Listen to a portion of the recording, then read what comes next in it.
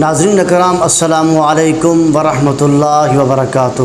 ایک بھائی نے سوال کیا ہے، ہم ہر سال قربانی کرتے ہیں، قربانی کا جانور مثلا 60,000 روپے کا 70,000 روپے کا خرید کر قربانی کرتے ہیں، اور اگر ہم جانور نہ خریدیں، کسی جانور میں حصہ رکھیں تو پھر بھی وہ حصہ 15 سے 20,000 روپے کا ملتا ہے۔ ہم چاہتے ہیں کہ اس سال ہم قربانی نہ کریں بلکہ ہم کسی غریب کی مالی مدد کر دیں، تو کیا اس سے ہمیں قربانی کا ثواب ملے گا؟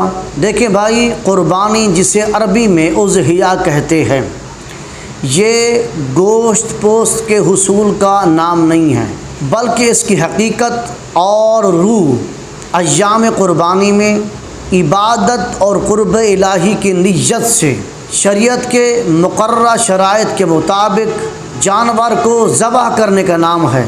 حدیث مبارکہ میں آتا ہے، حضرت ام المومنین عائشہ صدیقہ رضی اللہ تعالیٰ عنہ بیان کرتی ہیں، آقا حضور نبی اکرم صلی اللہ علیہ وسلم شاہ فرمایا، قربانی کے دن ابن آدم کا کوئی عمل بھی اللہ تعالیٰ کی بارگاہ میں قربانی کی نیت سے جانور کا خون بہانے سے زیادہ کوئی محبوب عمل نہیں ہے۔ فرمایا، اور یہ قربانی کا جانور قیامت کے دن اپنے سینگوں، اپنے کھروں اور بالوں سمیت یعنی مکمل وجود کے ساتھ آئے گا، اور قربانی کے جانور کا خون زمین پر گرنے سے پہلے اللہ کی بارگاہ میں مقام مقبولیت کو پہنچ جاتا ہے۔ لہذا فرمایا، اے مسلمانوں، اس کو خوش دلی سے کیا کرو۔ اس حدیث کو امام ترمذی نے روایت کیا ہے، حدیث نمبر ہے 1493۔ اس حدیث مبارکہ سے معلوم ہو گیا کہ قربانی کی حقیقت اور اصل عبادت احراق الدم ہے، یعنی خون بہانا ہے۔ اسی حکمت کو اللہ جل مجدہ نے قرآن مجید میں ایک مقام پہ ارشاد فرمایا، بسم اللہ الرحمن الرحیم، لن ینال اللہ لحومها ولا دماؤها ولیکن ینالہ التقوی منکم۔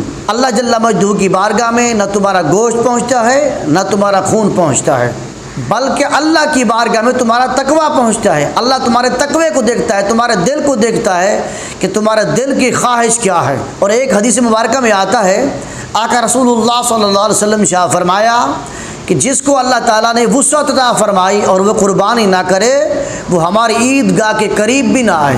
لہٰذا قربانی کے دن خون بہانا، جانور ذبح کرنا ہی اللہ تعالیٰ کے قرب کا ذریعہ بنتا ہے۔ مالی صدقہ خیرات اللہ کے قرب کا ذریعہ نہیں بنتا۔